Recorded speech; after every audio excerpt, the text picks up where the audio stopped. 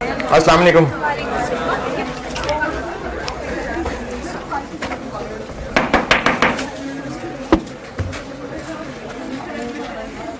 दुरूद शरीफ पढ़ लें।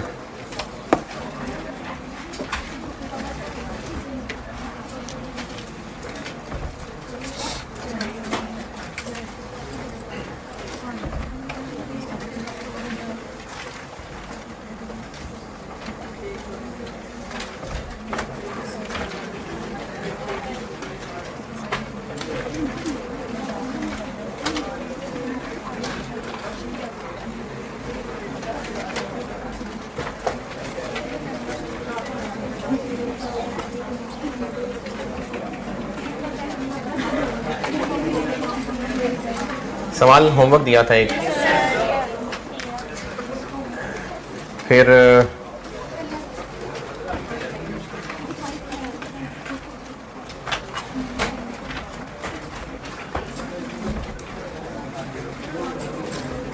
हाँ जी अगर किया है तो मैं डिस्कस कर लूँ।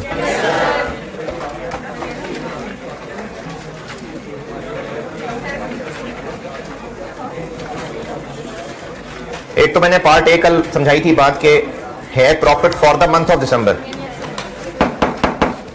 यूनिट्स वही जो असल में बेचे लेकिन रुपए स्टैंडर्ड वाले। तो पार्ट ए में आप देख लें, पहले स्टैंडर्ड कार्ड बनाया है, स्टैंडर्ड कार्ड में कोई परेशानी है तो बताएं। ये मैं कल काम करा चुका था कि फिक्स्ड ओआर और वेरिएबल ओआर अलग अलग तोड़े थे हमने कल वाले सवाल में, तो उसी तरह से तोड़े में जी।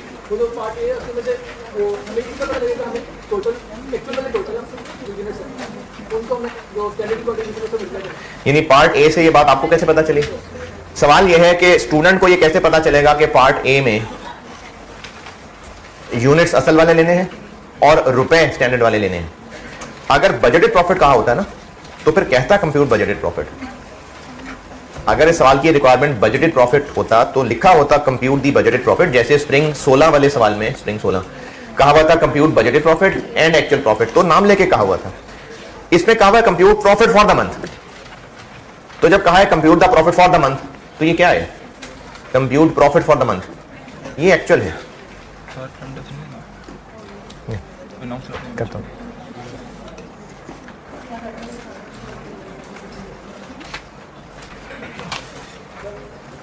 अच्छा वो आपकी एक्स्ट्रा क्लास भी रखी है मैंने कल भी, तो मैंने फिर सोचा है कि ये मिड टर्म रहने दें, क्योंकि आप हर वीक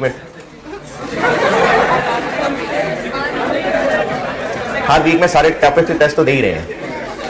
प्रोसेस के 2-3 टेस्ट प्रोसेस के कर लिए, मार्जिन एब्जॉर्प्शन का टेस्ट कर लिया, तो मिड टर्म रहने दें। नहीं है आज वाला कौन सा?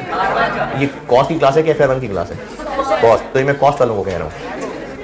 FR1 में तो ऐसा कुछ नहीं कहा था मैंने, तो ये कॉस्ट वालों को कहा है।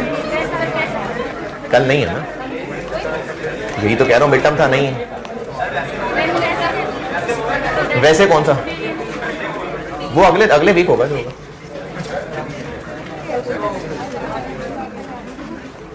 क्या आगे वो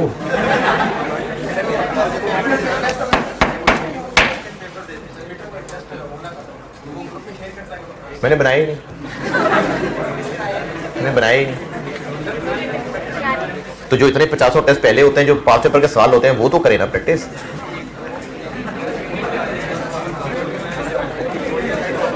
मैं स्प्रिंग 17 क्वेश्चन नंबर 6 डिस्कस कर रहा हूं। पार्ट ए में जवाब ये दे रहा था कि ये कैसे पता चलेगा पार्ट ए में कि वो करना जो मैंने कहा है। अगर ये बजटेड प्रॉफिट होता तो पूछा होता कंप्यूट बजटेड प्रॉफिट, अगर ये असली वाला बस एक्चुअल प्रॉफिट होता तो कहा होता कंप्यूट एक्चुअल प्रॉफिट। लेकिन अगर बजटेड और एक्चुअल का वर्ड नहीं है, ऊपर डाटा से देख के पता चल रहा है कि दिसंबर का महीना गुजर गया हुआ है, क्योंकि सारा एक्चुअल डाटा दिया और वेरिएंस के सवाल में यकीनन गुजर गया हुआ होगा। तो अगर रिक्वायरमेंट ए में सिर्फ ये लिखा होता compute the profit for the month of December 16 full stop, तो ये कौन सा प्रॉफिट होता? ये एक्चुअल होता, क्योंकि इसकी ये अंडरस्टैंडिंग ये compute the profit for the month, तो ये एक्चुअल है, तो ये होना एक्चुअल था। लेकिन जो अगली बात कर दी यूजिंग स्टैंडर्ड मार्जिनल कॉस्टिंग, तो इसका मतलब है कि रुपए स्टैंडर्ड वाले लेने हैं, तो ये इस तरह पता चल रहा है। अगर बजटेड प्रॉफिट मांगा होता तो वो वर्ड लिखता बजटेड प्रॉफिट, और अगर बजटेड प्रॉफिट का वर्ड लिखता तो फिर ये कहने की जरूरत ही नहीं थी यूजिंग स्टैंडर्ड कॉस्ट, बजटेड तो स्टैंडर्ड से ही बनता है। तो चूंकि उन्होंने ये एक्चुअल मांगा था, इसलिए उनको जरूरत पड़ी ये कहने की नहीं आप एक्चुअल फिगर रहने दें, स्टैंडर्ड वाली फिगर से बताएं। तो इसलिए पार्ट ए की रिक्वायरमेंट वो है। तो इसका तरीका क्या है, एक स्टैंडर्ड कार्ड बनाए, वेरिएंस का सवाल है, स्टैंडर्ड कार्ड तो बनाना ही था। स्टैंडर्ड कार्ड में कोई एतराज किसी को, क्योंकि मटेरियल लेबर तो सवाल में एज इट इज दिया हुआ है। स्टैंडर्ड कार्ड तो मेनली मैंने वेरिएबल के लिए ही बनाया है, वेरिएबल ओवरहेड के लिए। तो वेरिएबल OAR वर्किंग 1 में निकाला हुआ मैंने, और ये काम हम कर चुके थे पहले कल वाले सवाल में भी इस तरह का, कि अगर आपको, या चलो इस तरह का ना भी सही, इस सवाल में आपको जो 120 रुपए दिया हुआ है, इस क्वेश्चन में 120 रुपए ये टोटल है। अगर हम इसमें से फिक्स्ड पोर्शन छोड़ दें तो पीछे वेरिएबल रह जाएगा। फिक्स्ड का डाटा है ये, आगे भी ना अक्सर सवालों में होगा ये काम कि आपको कंबाइंड दिया होगा, उसमें से फिक्स्ड अलग कर दें तो बाकी वेरिएबल रह जाएगा। तो फिक्स्ड OAR निकालने का डाटा है, बजटेड फिक्स्ड ओवरहेड्स दिए हुए हैं सवाल में, बजटेड लेबर आवर्स ये भी अवेलेबल है। ये कैसे अवेलेबल है, बजटेड आवर्स BH कैसे निकालते हैं, SH कैसे निकालते हैं, SH स्टैंडर्ड में लिखे हुए 3 घंटे इनटू एक्चुअल प्रोडक्शन। BH कैसे निकालते हैं, स्टैंडर्ड में लिखे हुए 3 घंटे इनटू बजटेड प्रोडक्शन। तो बजटेड प्रोडक्शन कहीं भी है, पॉइंट नंबर किधर, पॉइंट 4 में बजटेड प्रोडक्शन 11,000 यूनिट थे। तो यहां से BH निकले बजटेड आवर्स, और बजटेड फिक्स्ड ओवरहेड्स पॉइंट 3 में दिए हुए हैं, तो ये फिक्स्ड OAR निकल आया। 120 में से माइनस कर दिया तो पीछे वेरिएबल OAR रह गया। और ये जो स्टैंडर्ड कार्ड से हमने कंट्रीब्यूशन निकाल ली, इसको एक्चुअल यूनिट सोल्ड से मल्टीप्लाई किया और बजटेड फिक्स्ड ओवरहेड माइनस कर दिया, तो ये आ गया profit for the month using रुपए स्टैंडर्ड वाले। ये इसकी रिक्वायरमेंट ई। पार्ट बी में प्रॉफिट्स वेरिएंस निकालने थे और एक्चुअल प्रॉफिट से इसको रिकंसाइल करना था। वेरिएंसेस में स्ट्रेट फॉरवर्ड ही हैं, फिर भी किसी वेरिएंस में अगर पूछना है कुछ तो पूछें। वेरिएंस में बिल्कुल सिंपल सिंपल से, फिर भी आपको किसी भी वेरिएंस में बेटे मुश्किल आई है तो पूछे जी।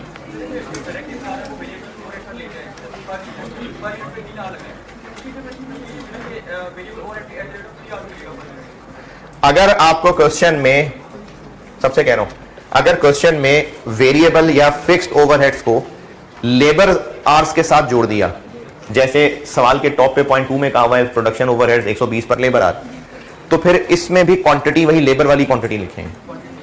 अगर इनको मशीन आवर से जोड़ा होता तो उसकी क्वांटिटी अलग बताई होती। तो अगर लेबर से जुड़ गया तो आवर्स लेबर वाले ही होंगे। पार्ट बी, किसी भी वेरिएंस में कोई मुश्किल है तो बोलिए जी। किस तरह जो मैंने 3 लाइनों में वेरिएंस कैलकुलेट करके दिया था, पहले फार्मूला लिखें, फिर वैल्यूज पुट करें, फिर आंसर, उसकी बजाय ब्रैकेट में करना है, कर दें, कोई मसला नहीं। लेकिन मसला वही था जो मैंने कहा था, फार्मूला फिर दिमाग में रखना पड़ेगा, फिर सिस्टम हैंग हो जाएगा, और गलती हो गई तो सारे नंबर गए। तो वरना एग्जाम पॉइंट ऑफ व्यू से कोई मसला नहीं, ब्रैकेट में लिख लें, कोई इशू नहीं, यानी 1 लाइन कैलकुलेशन कर लें, नो इशू। पार्ट बी, अगर किया है किसी वेरिएंस, बेटा वेरिएंस मुश्किल है, मुझे उसमें कोई शक वाली बात नहीं है। मैंने जब पढ़ानी शुरू की थी कॉस्ट को 2-3 बैचेस लगे थे मुझे कि मैं फार्मूला यहां देखता था फिर जाके बोर्ड पे लिखता था। तो मुश्किल है, टाइम लगेगा, लेकिन करना है ना, याद तो करना है, और ये प्रैक्टिस कर करके ये बेहतर हो जाएगा याद। जी जी, बजटेड फिक्स्ड ओवरहेड्स वाला कौन सा पॉइंट है? हमने मार्जिनल कॉस्टिंग के तहत प्रॉफिट निकालना है, तो पहले कंट्रीब्यूशन निकलेगी, फिर उसमें से फिक्स्ड ओवरहेड्स माइनस होंगे तो प्रॉफिट आ जाएगा। तो इसमें एतराज क्या है?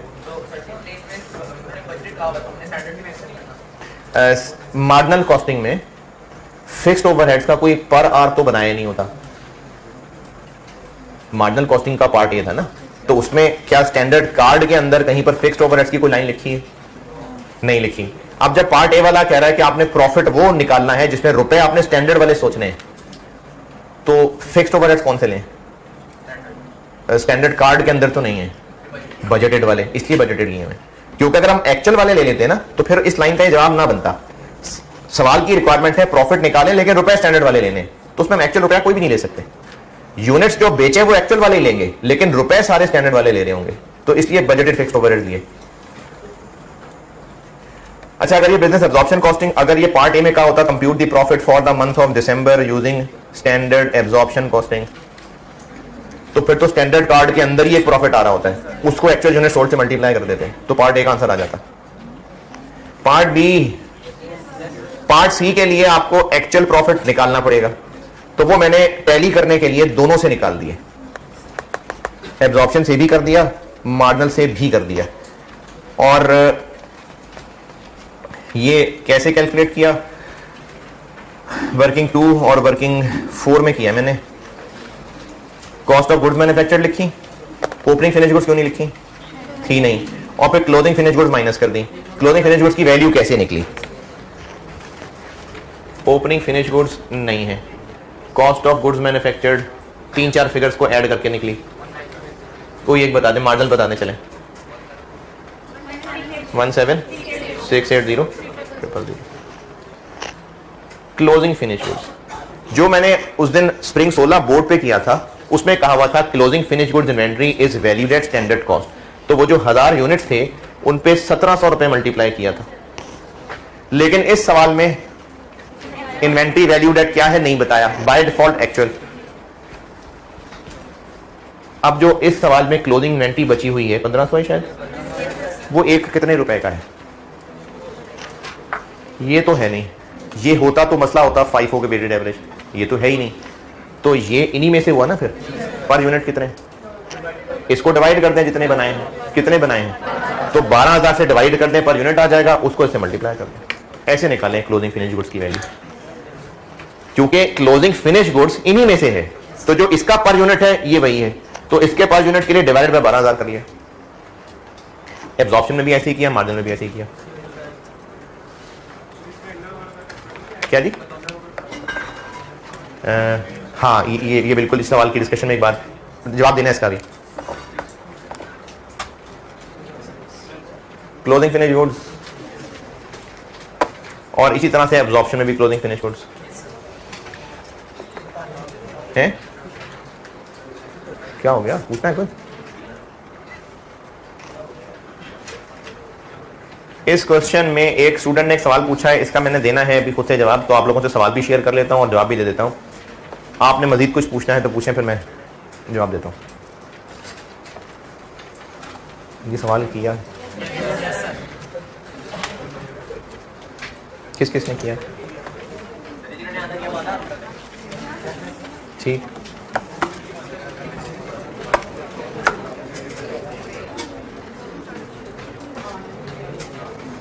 अच्छा, अपने इल्म के लिए पूछना चाह रहा हूँ, जो नहीं करते क्या वजह होती होगी, तो ऐसे अपने इल्म के लिए कि क्या क्या मसाइल होते हैं जिंदगी में स्टूडेंट। किधर है, कौन है, क्या? तो बस उसको छोड़ देते हैं, फिर छोड़ देते हैं, पेपर में क्या करेंगे? नहीं, देखें, एक सीरियस मसला है, एक सीरियस संजीदा बात है कि एक स्टूडेंट कह रहा है कि मैंने क्लास, और ये एक ने बोल लिया ना, 10-15 तो लोग तो बोल भी नहीं रहे हैं। आप सवाल पढ़ते हैं और आप देखते हैं कि नहीं हो रहा और उसको छोड़ देते हैं। आप छोड़ देते हैं तो या तो इसलिए छोड़ देते हैं कि कौन सोल्यूशन देखे, कौन समझे, कौन कोशिश करे, बट नहीं हो रहा। ठीक है सर, डिस्कस करेंगे तो समझ आई जाएगी। कर लेते, सर ने डिस्कस कर लिया, फिर समझ नहीं आई, क्यों? क्योंकि एफर्ट नहीं की थी, वहीं छोड़ दिया था, फिर छोड़ दिया। पेपर में अचानक क्या हो जाएगा कि आपके अंदर ऐसी क्वालिटीज आ जाएंगी, पेपर में प्रोसेसर चेंज करा के चले जाएंगे, तो मोटर बड़ी लगवा जाएंगे, सॉफ्टवेयर अपडेट करवा जाएंगे। ये मेरा आपसे एक बिल्कुल सीरियस सवाल है, अपने साथ सिंसियर होकर इसका जवाब ढूंढिए। मेरे पास, मुझे जवाब देने के लिए तो जवाब अभी नहीं है आपके पास, लेकिन आप खुद सोचें कि जो काम आप पेपर में करना चाह रहे हैं और आपको लगता है कि पेपर में हम कर लेंगे, कैसे कर लेंगे अचानक? अगर आपने कभी पेपर घर में सवाल सॉल्व किया ही नहीं हाथ से, आप सवाल पढ़ते हैं और सोल्यूशन देख लेते हैं और समझते हैं मैंने प्रैक्टिस कर ली, 3 घंटे में कैसे आप पेपर कंप्लीट कर लेंगे? आपने घर में सवाल किए, सही किए, पूरे किए, लेकिन आराम से टांगे लंबी करके, कमर सीधी करके, गाने लगा के उठे, फिर खाया पिया, फिर आके सवाल किया, और एक सवाल 4-5 घंटे लगा के किया और आपको लगा आपने प्रैक्टिस कर ली है, पेपर में कैसे बेटा 3 घंटे में पेपर कंप्लीट हो जाएगा? तो जो काम आप समझते हैं ना कि पेपर कर लेंगे, अच्छा, कुछ एबिलिटीज पेपर में जरूर बढ़ जाती हैं, कुछ ऐसी हिडन एबिलिटीज होती हैं जो पेपर में हो रही होती हैं। ऐसा होता है क्योंकि जब मुश्किल पड़ती है तो बहुत सारी चीजें, बल्कि मैं इसकी मिसाल दिया करता था, मुझे मिसाल याद आ गई कि आप भागें और देखें कितनी तेज भाग सकते हैं, फिर उसके बाद अगला तजुर्बा करें कि पीछे कुत्ता लगा लें, फिर देखें आप कितनी तेज भागते हैं। तो पेपर में काफी सारी हिडन एबिलिटीज आ जाती होती हैं बाहर, लेकिन सुपर हीरो नहीं बनने होंगे आप। अगर आपने क्लास में प्रैक्टिस करते हुए, घर में होमवर्क करते हुए, टेस्ट सॉल्व करते हुए सवाल देखा और आपको लगा कि ये नहीं होगा, तो पेपर में बेटे कैसे हो जाएगा? आपकी अभी की जो प्रैक्टिस का एटीट्यूड होगा ना, वो पेपर में भी वही चलेगा। आपको अभी लग रहा होता है कि बड़ा मुश्किल है, ये नहीं हो रहा मुझसे। अच्छा, क्या करना है फिर? आगे क्या करना है? करना है या नहीं करना है? अगर करना है तो अगर अभी आप एफर्ट कभी वहीं छोड़ देते हैं तो पेपर में कैसे अचानक आप एफर्ट करने लग जाएंगे? अगर आपने अभी ही ये सवाल छोड़ दिया, आपने सवाल पढ़ा, आपको नहीं समझ आया क्या करना है, बस किस्सा खत्म हो गया।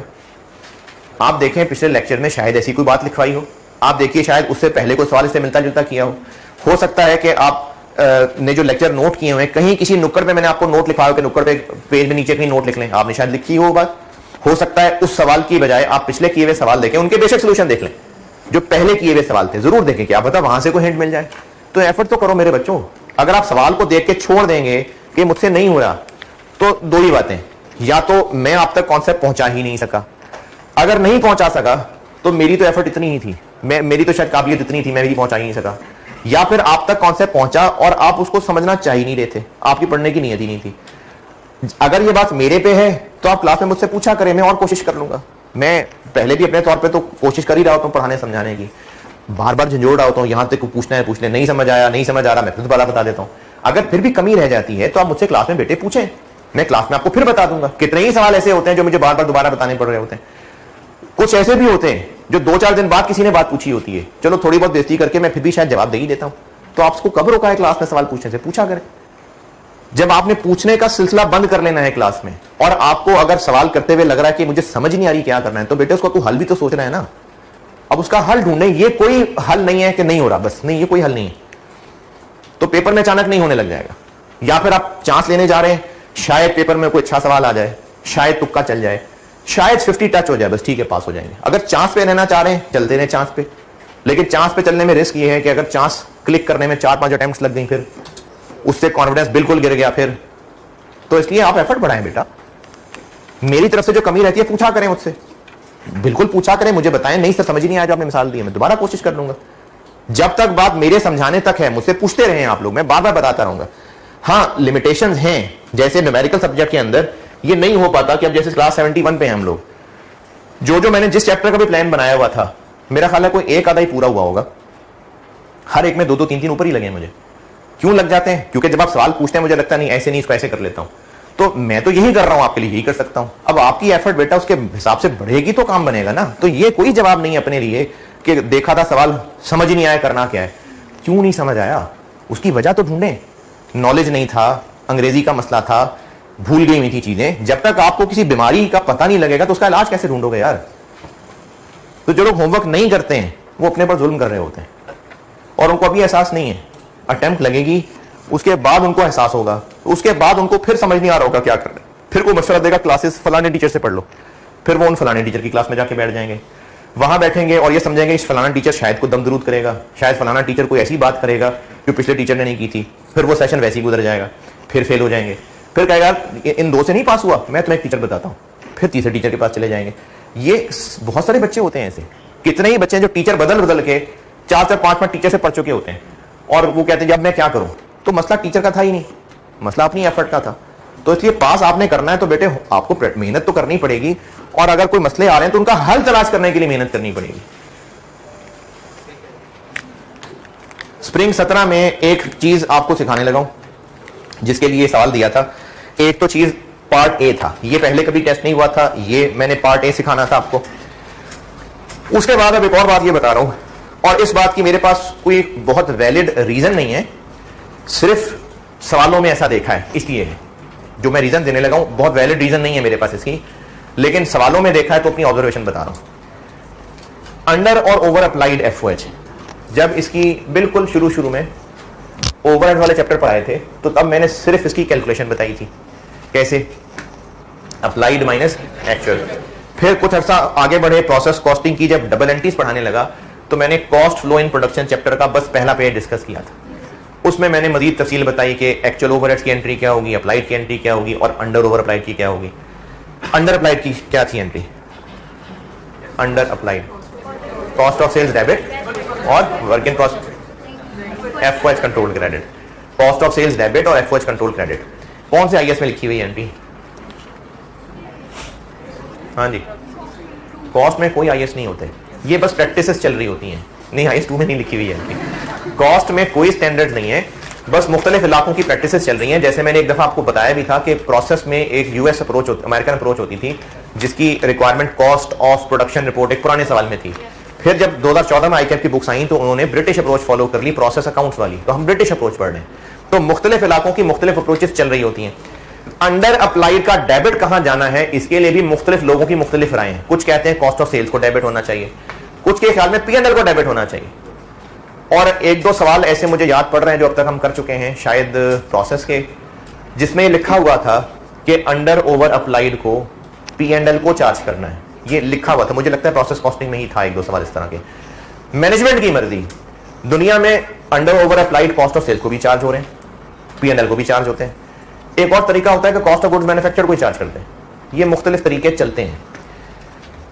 वेरिएंस के सवालों में कुछ पास पेपर के सवाल और एक जो मैंने उस दिन प्रोडक्ट पी वाला सवाल कराया था, प्रोडक्ट क्यू, इन सवालों में मैंने एक चीज ऑब्जर्व की।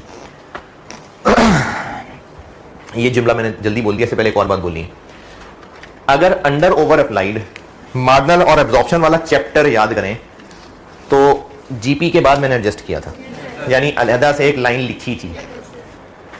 अगर यही लिख देते, यानी material, labour, variable FOH, fixed FOH और अंडर ओवर अप्लाइड यही लिख देते, ये क्या लाइन आ रही है? अप्लाइड, ये अप्लाइड आ रही है। अंडर ओवर भी इसी डब्बे में डाल दिया तो ये क्या बन गया? एक्चुअल पे चला गया। तो अगर अंडर ओवर अप्लाइड भी कॉस्ट ऑफ गुड्स मैन्युफैक्चर्ड को ही चार्ज करने हैं तो इसका मतलब है कि effectively cost of goods manufactured में क्या आ रहे हैं? Actual fixed overhead. अब इस सारी कहानी का एंड कंक्लूजन जो आपने याद रखना है, ये मैंने वेरिएंस के सवालों में ऑब्जर्व की हुई बात है, वो बता रहा हूं कि वेरिएंस के क्वेश्चंस के अंदर अगर हमें इनकम स्टेटमेंट बनानी पड़ी एब्जॉर्प्शन कॉस्टिंग वाली, तो हमने कॉस्ट ऑफ गुड्स मैन्युफैक्चर्ड में एक्चुअल फिक्स्ड ओवरहेड लेने। वेरिएंस के सवालों में इनकम स्टेटमेंट बनानी पड़ी तो कॉस्ट ऑफ गुड्स मैन्युफैक्चर्ड में एक्चुअल फिक्स्ड ओवरहेड लेने।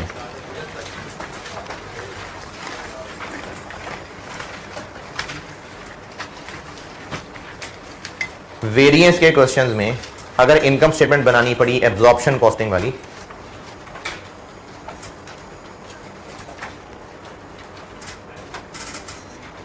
तो कॉस्ट ऑफ गुड्स मैन्युफैक्चर्ड में ही एक्चुअल फिक्स्ड ओवरहेड्स लेने हैं।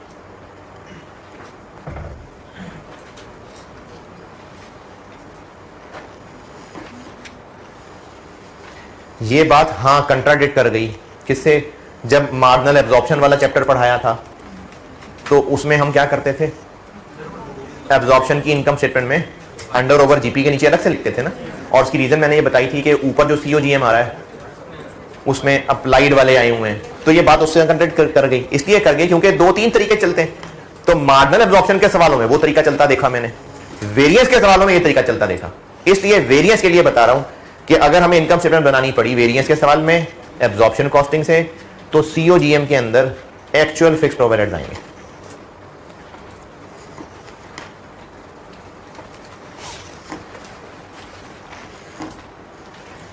और जब एक्चुअल आएंगे तो इनकम स्टेटमेंट के फेस पे अंडर ओवर अप्लाइड की जरूरत ही नहीं पड़ेगी।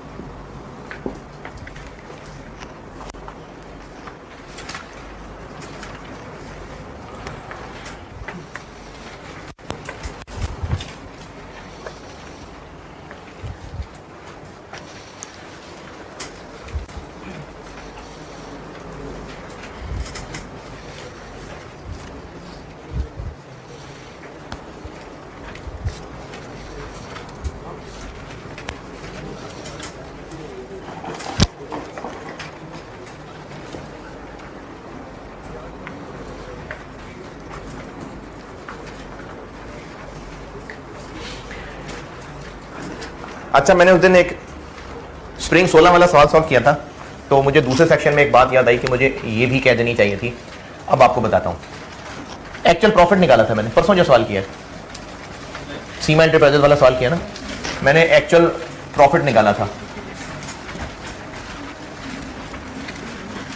उसमें लिखी थी सेल्स, इसमें से लेस किया था variable cost of sales, opening finish goods, COGM, closing finish goods. ये परसों तरसों एक सवाल किया था मैंने।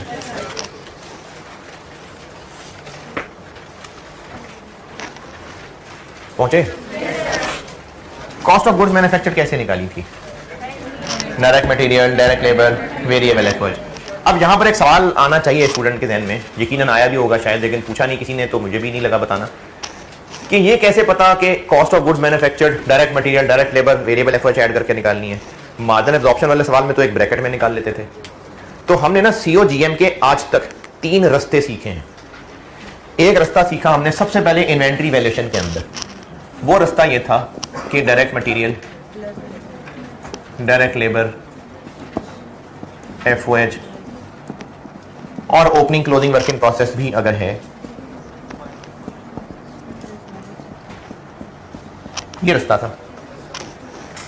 ऐसी खुद से मिसाल ले रहा हूं, अगर ये 10,000 रुपए आया था टोटल और ये यूनिट्स हमने बनाए थे 5,000, तो पर यूनिट क्या बनी? 2 रुपए। एक हमने रास्ता इन्वेंट्री वैल्यूएशन, किसका रास्ता मैं आपको बता रहा हूं, कॉस्ट ऑफ गुड्स मैन्युफैक्चर्ड निकालने के लिए 3 रास्ते अब तक देखें। आप सवाल में कौन सा रास्ता यूज करेंगे कैसे पता, ये गाइड कर रहा हूं। एक रास्ता इन्वेंट्री वैल्यूएशन में बताया था, जो ये था। एक रास्ता हमने प्रोसेस कॉस्टिंग में किया था, क्या? COGM, cost of completed units. Cost of completed unit COGM है। अगर वो प्रोसेस आखिरी प्रोसेस है, उससे फिनिश गुड्स बन रही हैं, तो कॉस्ट ऑफ कंप्लीटेड यूनिट्स क्या है?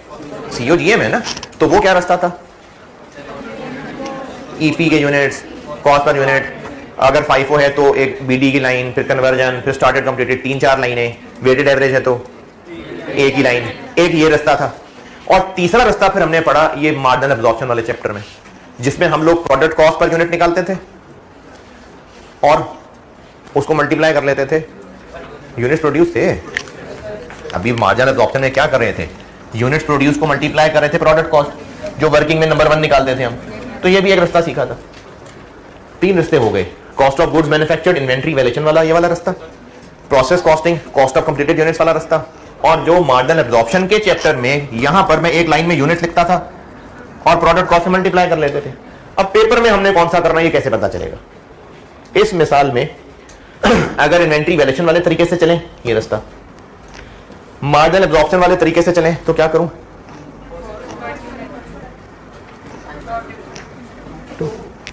तो कोई गलत आंसर आ जाएगा, ये वही आएगा। तो मार्जिनल एब्जॉर्प्शन वाले में हम ये रास्ता ले रहे थे, इन्वेंट्री वैल्यूएशन में ये रास्ता ले रहे थे, और प्रोसेस कॉस्टिंग में वो कॉस्ट ऑफ कंप्लीटेड यूनिट्स वाला। अब आपको सवाल में कौन सा रास्ता लेना है, डाटा देख के पता चलेगा। मार्जिनल एब्जॉर्प्शन का सवाल है, कुछ नहीं इधर। मार्जिनल एब्जॉर्प्शन का सवाल है तो हमने प्रोडक्ट कॉस्ट की वर्किंग 1 की होगी, ऐसे कर लेंगे। प्रोसेस कॉस्टिंग का सवाल है तो कॉस्ट ऑफ कंप्लीटेड यूनिट्स निकाल लेंगे। और ये दोनों ही रास्ते नहीं है तो चलो ये तो है ही है। तो इस सवाल के अंदर रास्ता ही ये अवेलेबल था, प्रोसेस था नहीं इस सवाल में, और प्रोडक्ट कॉस्ट पर यूनिट हमने निकाली नहीं हुई थी। सीमा एंटरप्राइजेज वाले सवाल में प्रोसेस नहीं था ना, प्रोसेस कॉस्टिंग तो नहीं थी, और हमने प्रोडक्ट कॉस्ट भी एक्चुअल ऐसे कोई नहीं निकाली हुई थी। तो इसलिए ये वाला रास्ता भी नहीं था, प्रोसेस वाला रास्ता भी नहीं था, इसलिए ये वाला रास्ता लगाया था जो यहां हमने मटेरियल, लेबर, FOH लिखे थे। ठीक है।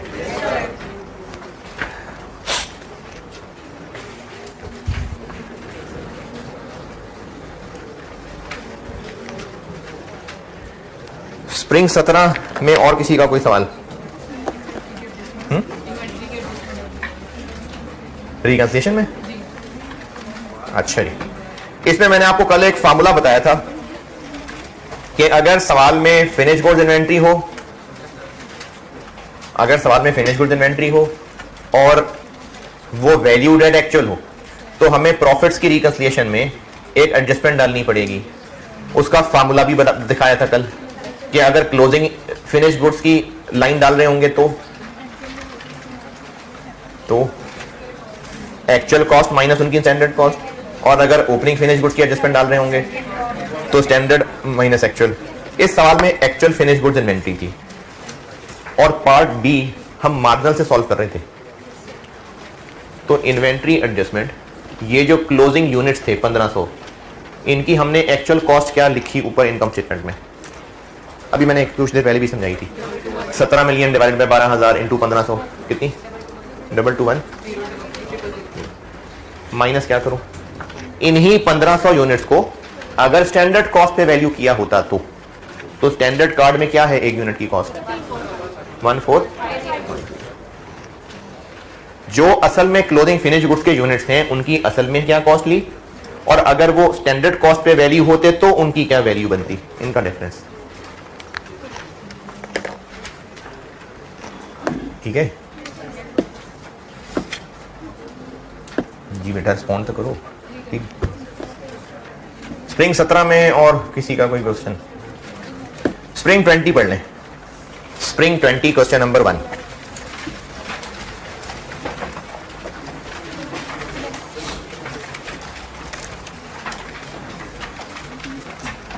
पढ़ लीजिए, करता हूं बोर्ड पे, मिल मिला के करते हैं वैसे। स्प्रिंग 20 पहला ही क्वेश्चन, मार्च 2020 पहला ही क्वेश्चन, वीनस लिमिटेड। पढ़ लीजिए।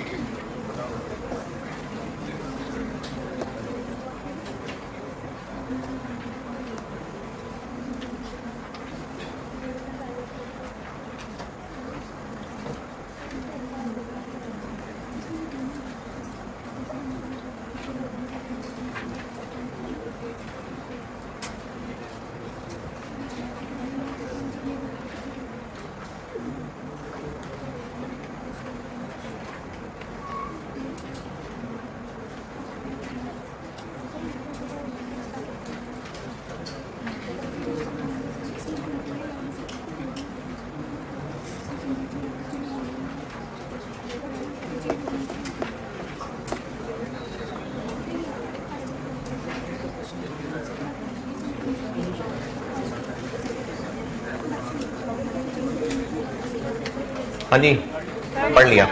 अच्छा अब आप एक काम ये करें कि मटेरियल के वेरिएंसेस आप निकालें, ये सिंपल है। लेबर और ओवरहेड मैं निकालता हूं बोर्ड पे। और क्या मतलब ऑल मटेरियल वेरिएंसेस? मटेरियल के ऑल, प्राइस भी, यूजेज भी और कॉस्ट भी। अगर सिर्फ कहता ना मटेरियल के वेरिएंसेस निकालने तो प्राइस और यूजेज बस, क्योंकि कॉस्ट वेरिएंस के तो दो टुकड़े होते हैं, लेकिन वो कह रहे हैं all price variance, all material variances, तो फिर कॉस्ट वेरिएंस भी निकालें। अच्छा, अलग फार्मूला बना के निकालने लाजमी, फिर प्राइस और यूजेज को ऐड, बिल्कुल ठीक है। मटेरियल के बेटा जल्दी से कर दें, आसान है। लेबर और ओवरहेड मैं करता हूं। मटेरियल प्राइस वेरिएंस निकाल दें, मटेरियल यूजेज वेरिएंस निकाल दें और दोनों को ऐड करके मटेरियल कॉस्ट वेरिएंस निकाल दें।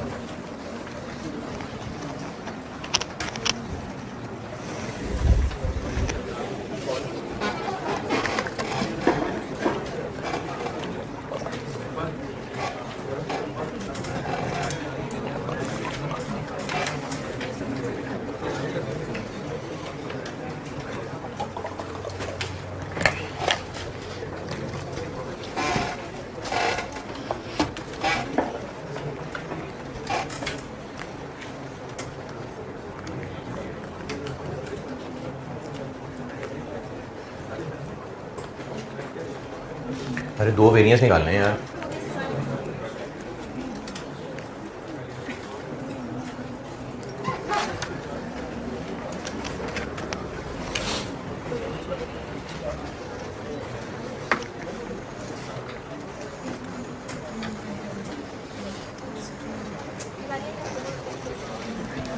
ठीक है, आंसर आंसर ठीक है।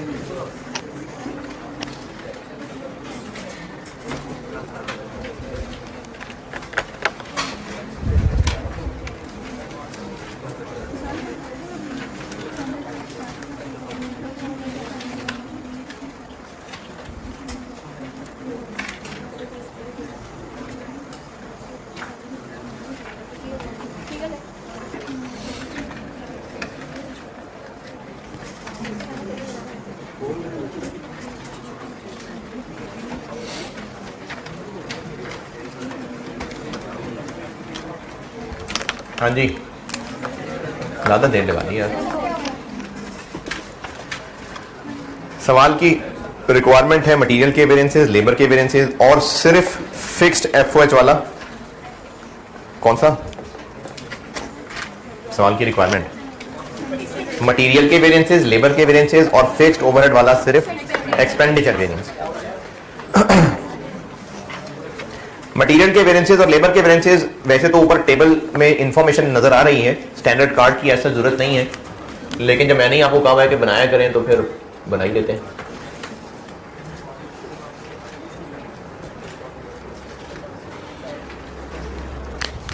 डायरेक्ट मटेरियल, अच्छा इसमें जो प्रोडक्ट का एक यूनिट है वो 1 टन है, ये ऊपर टेबल के ऊपर लिखा हुआ है, मतलब 1 टन 1 यूनिट है। वजन वाली चीज का तो वो वजन ही यूनिट होगा ना, तो प्रोडक्ट का जो वजन है वो 1 टन के हिसाब से, तो ये प्रोडक्ट है। कितना मटेरियल डलेगा? 1.75।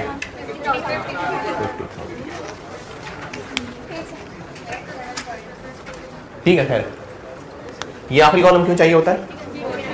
प्रॉफिट निकालना हो तो, या फिनिश गुड्स प्रोडक्ट की कोई वैल्यू लगानी हो तो। अगर बस नाम लेके इनके वेरिएंसेस हैं तो बस ये काफी है।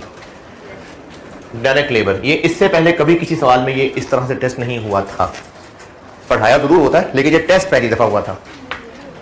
वर्क, आइडल और पेड, ये मैंने लेबर में आपको ये स्टैंडर्ड में ये 3 टुकड़े भी बताए थे, ये टेस्ट ये पहली दफा इसमें हुआ था।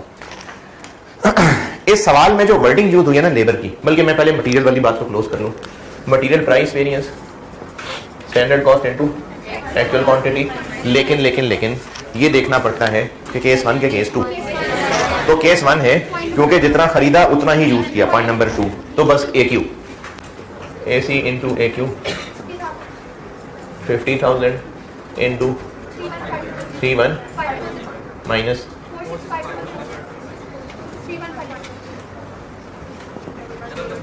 1102 5 110 मिलियन।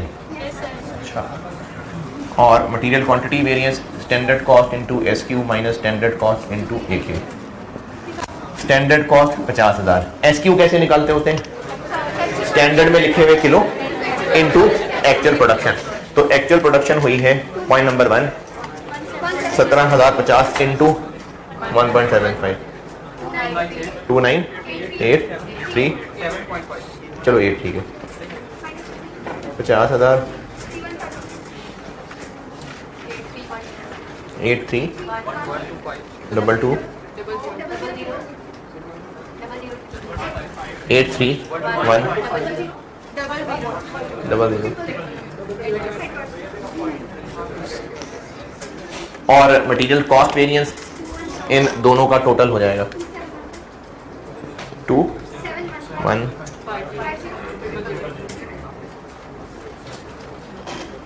ठीक। मटेरियल के वेरिएंसेस में कोई एतराज हो तो शर्म कर लेना पहले पूछने से पहले, पूछ लें फिर भी। Material price variance, material quantity variance, labour variances. Labour variances में जो टर्म यूज हुई है ये टर्म इतनी अच्छी एक्सप्लेनेटरी नहीं है, मेरे ख्याल में इसमें अल्टरनेटिव भी एक्सेप्ट होना चाहिए था। डायरेक्ट लेबर के बारे में स्टैंडर्ड कार्ड में लिखा हुआ है 8 आवर्स। अब ये 8 आवर्स पेड है या वर्कड है ये नहीं बताया। ब्रैकेट में इतना कहा हुआ है कि 5% ऑफ टोटल टाइम ये आइडल है। अब ये 8 ये है या ये है नहीं बताया। इसी तरह जब एक्चुअल की बात हुई पॉइंट नंबर 3 और उसमें लिखा कि each ton of processed cashew nuts took 7 hours to produce and direct labour was paid at इतना। इन दोनों वर्डिंग से ये कंफर्म नहीं है कि ये 7 और 8 पेड है या वर्कड है, बिल्कुल क्लियर कंफर्म नहीं है। इस 8 और 7, 8 बोल रहा हूं मैं ऊपर टेबल वाला और 7 कह रहा हूं मैं पॉइंट 3 वाला, इन दोनों के बारे में ना ये हम वसूख से नहीं कह सकते कि ये पेड है या वर्कड है, दोनों ही लग रहे हैं। आईकैप के सोल्यूशन में इनको पेड लिया हुआ है, लेकिन मेरे ख्याल में वर्डिंग से आज वर्कड भी माना जा सकता है। इस तरह की अगर बात पेपर में आ जाए जिसमें एम्बिग्विटी हो तो आप नोट लिखें और सिर्फ ये ना लिखें कि बस मैंने ऐसे किया। क्यों किया उसकी वजह बताएं। आप कहें जी कि जो वर्डिंग लिखी हुई है इससे क्लैरिटी नहीं है कि ये पेड है कि वर्कड है, मैं अज्यूम कर रहा हूं कि ये वर्कड है या मैं अज्यूम कर रहा हूं कि पेड है, तो इसकी वजह बताएं कि आप ये क्यों अज्यूम कर रहे हैं। अगर आपकी वजह में दम हुआ तो वो बिल्कुल सही माना जाएगा। तो इसलिए मेरे सवाल की वर्डिंग के बारे में ये असेसमेंट है कि ये वर्कड भी लिए जा सकते हैं 8 और 7। सोल्यूशन में आईकेप के बाहर ने पेड लिए हुए, तो ठीक है पेड भी लिए जा सकते हैं, यानी दोनों चीजों के चांसेस हैं। मैं आपको ये भी जस्टिफाई कर सकता हूं कि पेड हैं, क्योंकि पॉइंट नंबर 3 में लिखा हुआ है cashew nuts took 7 hours to produce and continuity में डायरेक्ट लेबर वाज पेड। तो इस फ्लो से लगता है कि ये 7 घंटों की पेमेंट करनी पड़ी एक यूनिट बनाने के लिए, तो ये पेड भी हो सकते हैं। लेकिन अगर सिर्फ यहीं रुक जाएं टुक 7 hours टू प्रोड्यूस बस, तो ये वर्क भी हो सकते हैं। तो इसलिए जिस तरह की वर्डिंग है ये दोनों मतलब निकल रहे हैं, दोनों ही लिए जा सकते हैं। जो ज्यादा बेहतर आपको लगे वो अजम्पशन पेपर में लिख के सवाल कर देना। अब ये बहरहाल हम इसको पेड ले लेते हैं। तो ये हो गया 8, ये कितना स्टैंडर्ड के अंदर, ये आइडल कितना, इसका 5% ना, तो फिर ये हो गया, ये स्टैंडर्ड में इसके 3 टुकड़े हो गए और रेट इसका है 300 रुपए, है जी? पूछा कुछ? 300 रुपए वेज रेट है, ये मैंने ऊपर टेबल से स्टैंडर्ड की इंफॉर्मेशन लिखी है। 300 रुपए रेट है और ये आर्स आइडल, वर्क और पेड। चलिए लेबर के वेरिएंस निकालते हैं। ऑल वेरिएंसेस यानी लेबर रेट वेरिएंस भी, एफिशिएंसी वेरिएंस भी, आइडल टाइम वेरिएंस भी, आइडल टाइम भी है, आइडल टाइम वेरिएंस भी और लेबर कॉस्ट वेरिएंस भी। Labour rate variance standard rate into actual hours, कौन से? Paid. Actual rate into actual hours, standard rate 300 रुपए, actual hours paid. Point number 3 में जो 7 लिखा हुआ है हम उसको पेड ले रहे हैं, तो वो हो गया 7 पर यूनिट। तो टोटल कितने? 7 लिख दो बस। ये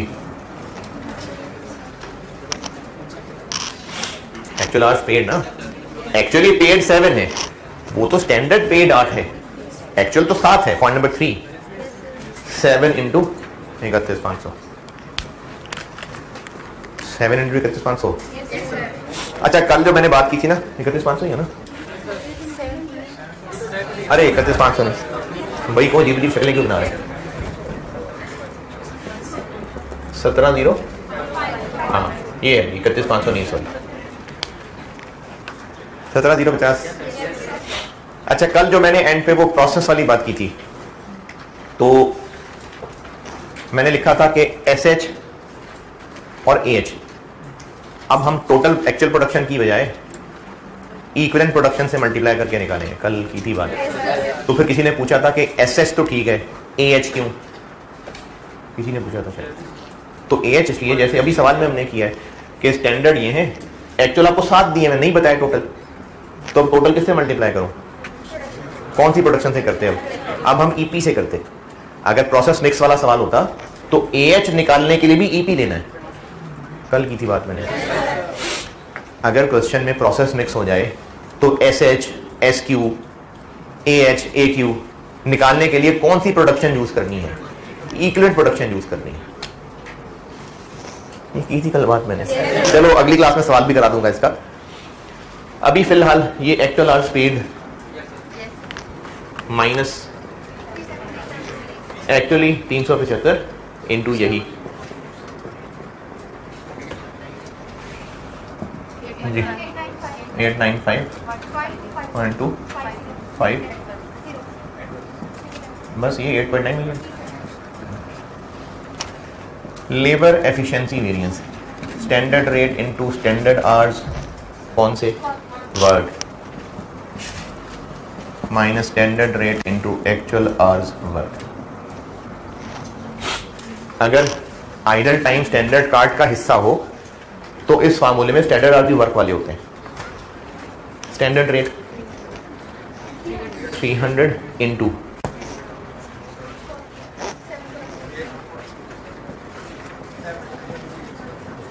ये स्टैंडर्ड आवर्स वर्क आ गए ठीक है, 7.6 यूज करना है, minus standard rate into actual hours work. Actual hours work कैसे निकालूं? 7 को पेड है जी। पॉइंट नंबर 4, मशीन की स्केड्यूल मेंटेनेंस, यानी जो उसकी तय थी कि मेंटेनेंस करनी है वो नहीं की, इस वजह से जो टाइम जाया होना था, सोचा था 5% जाया होगा लेकिन बस 4% जाया हुआ, तो ये है एक्चुअल जो टाइम जाया हुआ। तो 7 इंटू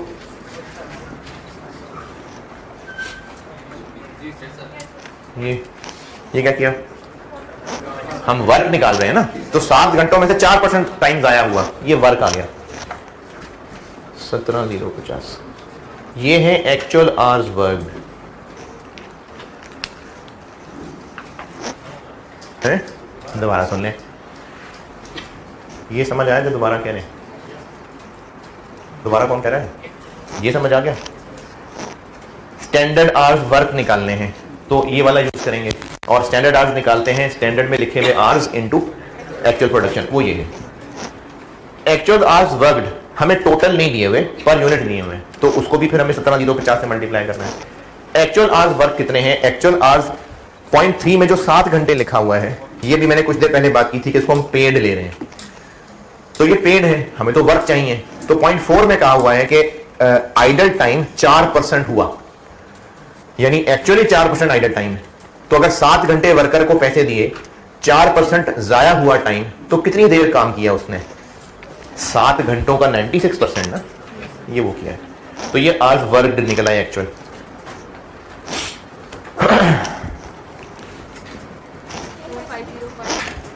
फोर 5,0,1,2,0,0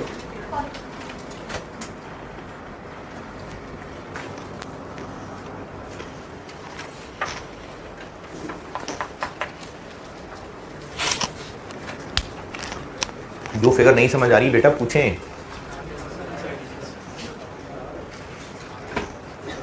हाँ भाई जवान,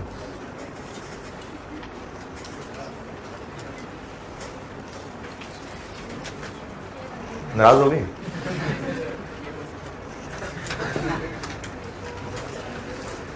standard hours worked, actual hours worked, और कौन सा variance? Idle time variance. Standard rate into standard hours idle वाले minus standard rate into actual hours idle वाले। 300 इनटू ये क्या करें? 0.4 into actual production,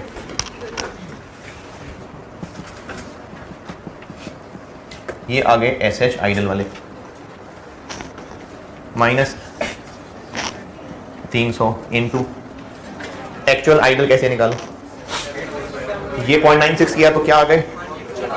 word idol निकालने हैं तो 0.04, यानी 7 इंटू 0.04।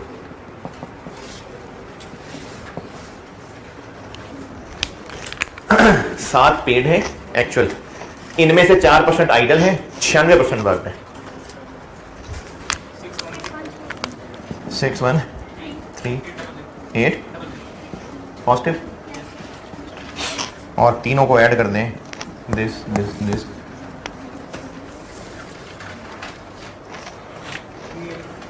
Three 36250 negative.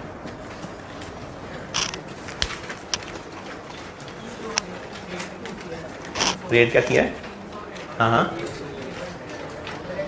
हाँ हाँ हाँ, तो सेम ही होता है। नहीं सेम ही है ना, सवाल में जो टेबल दिया हुआ स्टैंडर्ड का, डायरेक्ट टेबल पर 300 रुपये रखा हुआ है। ये तो नहीं कहा कि इनके लिए और है, इनके लिए और है। एवरेज तो मैंने तब बात किसी बच्चे के सवाल पे कि अगर इसका रेट और होता, इसका और होता, तो मैंने कहा था इसका एवरेज कर लें। तो इनके साथ क्या लिखूं?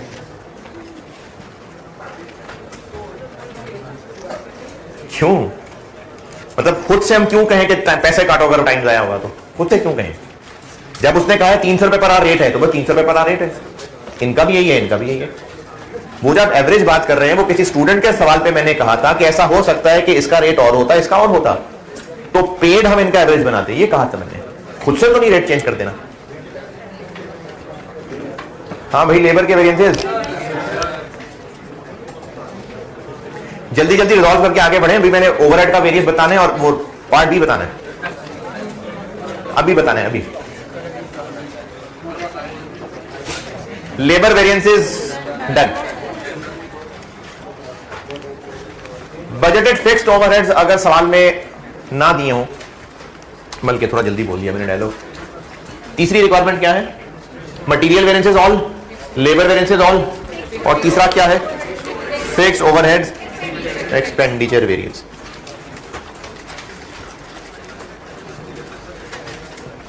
इसका फार्मूला होता है बजटेड माइनस एक्चुअल। तो दिए हुए हैं एक्चुअल फिक्स्ड ओवरहेड्स कितने दिए हुए सवाल में। Point number 5, fixed production overhead amounting to ₹32 million was incurred. तो ये एक्चुअल है, बजटेड नहीं है। तो जब आपको फिक्स्ड के वेरिएंसेस बताए थे तो तब कहा था कि बजटेड ओवरहेड्स अगर निकालने हो तो दो तरीके बोले थे। अगर standard rate per hour use करना है, अगर standard rate per hour use करना है तो इनटू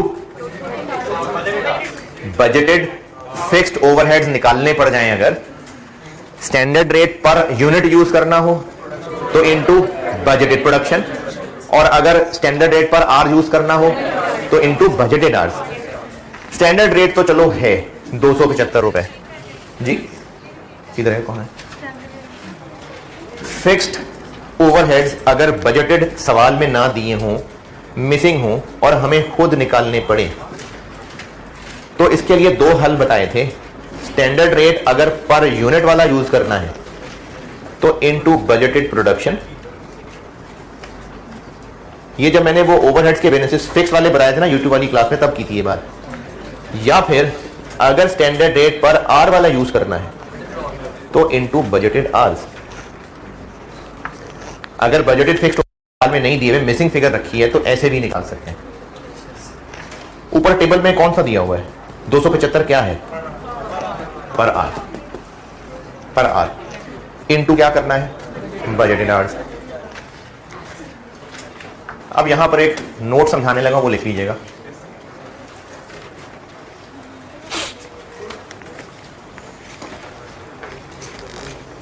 $275 को किससे मल्टीप्लाई करूं मैं? बजटेड आर से। बीएच कैसे निकालते हैं? स्टैंडर्ड कार्ड में लिखे हुए आर्स इनटू बजटेड प्रोडक्शन। तो बजटेड प्रोडक्शन कितनी थी?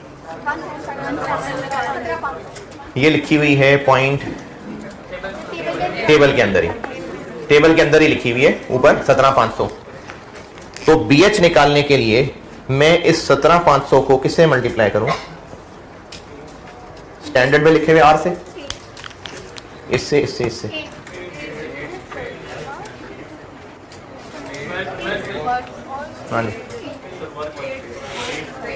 अब यहां पर एक अंग्रेजी, उर्दू, पंजाबी, पश्तो जैसे लिखना है, अपने अल्फाज में लिखिए बात। जब हम वेरिएबल ओवरहेड्स की बात करते हैं, वेरिएबल ओवरहेड्स, उनका ताल्लुक तो आर्स वर्क से ही होता है। दोबारा, ये मैंने आपको वेरिएबल ओवरहेड्स के वेरिएंसेस पढ़ाते हुए बात बोली थी। वेरिएबल ओवरहेड्स के फार्मूलों में जहां भी आर्स थे, स्टैंडर्ड आर्स, एक्चुअल आर्स जो भी थे, वो वर्क वाले थे। हैं क्या हुआ? मैं जो अब नोट बता रहा हूं वो आप जैसे मर्जी लिख लें। पहली बात मैंने ये की है कि वेरिएबल ओवरहेड्स के जो वेरिएंसेस में AH, SH आ रहे होते हैं, वो कौन से वाले होंगे? वो वर्क वाले। तो वेरिएबल में तो हाँ वर्क वाले ही होंगे। पहले तो इतनी बात लिखें।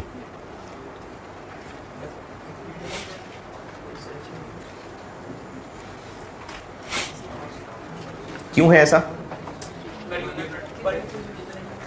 क्योंकि वेरिएबल तो होंगे ही तब जब काम होगा, तो इसलिए उनका ताल्लुक है ही आर्स वर्क से। वेरिएबल वाली बात लिख लें तो मैं फिक्स बताता हूं, इनको अभी भी अल्फाज नहीं मिल रहे। वेरिएबल ओवरहेड्स जितने भी वेरिएंसेस थे, उनमें जहां भी AH, SH आएगा वो वर्क वाला होगा। फिक्स्ड पे आते हैं। ये जो फिक्स्ड ओएआर बनाया होता है ये एब्जॉर्प्शन वालों ने जबरदस्ती बनाया होता है, वरना फिक्स्ड ओवरहेड्स का कोई पर यूनिट को पर आर से ताल्लुक नहीं है। ये एब्जॉर्प्शन कॉस्टिंग फॉलो करने वालों ने जबरदस्ती इसको पर आर पर यूनिट जोड़ा होता है। अब उनकी मर्जी है, वो चाहें तो वो फिक्स्ड ओएआर को इससे जोड़ लें, चाहे इससे जोड़ लें, ये मैनेजमेंट की मर्जी।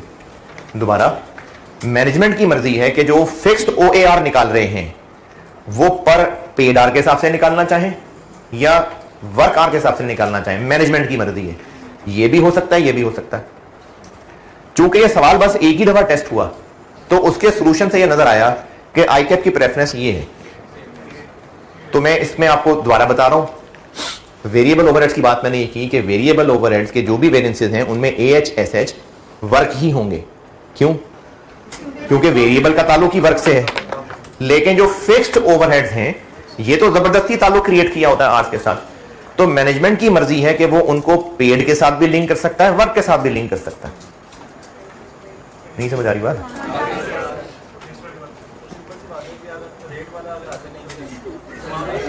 सिंपल सी बात।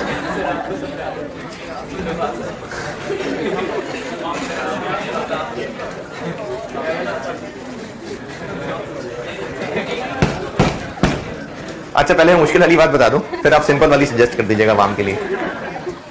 फिक्स्ड ओवरहेड्स के लिए मैनेजमेंट की मर्जी है, चाहे वो उसको बेस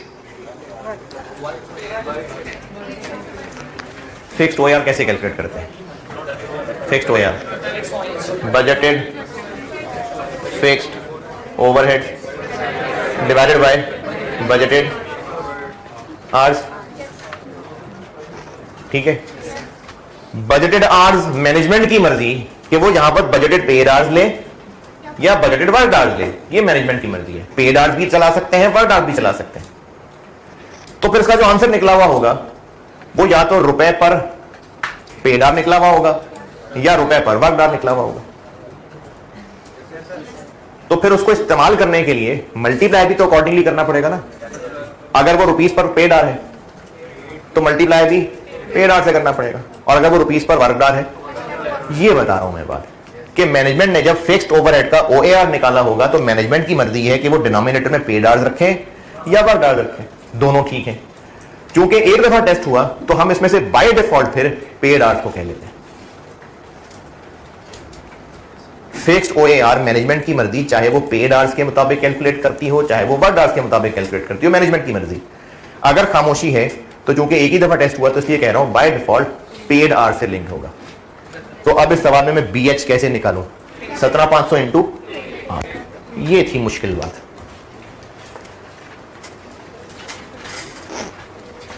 तो इसका जो आंसर आ जाएगा 650000। इस पे जो कमेंट पार्ट भी है वो आपकी क्लास लेट हो गई यकीनन, इसको मैं इंशाल्लाह कल करता हूं, और आपका होमवर्क यही सवाल आप दोबारा कैलकुलेट कर रहे हैं। ठीक है, अल्लाह हाफिज़।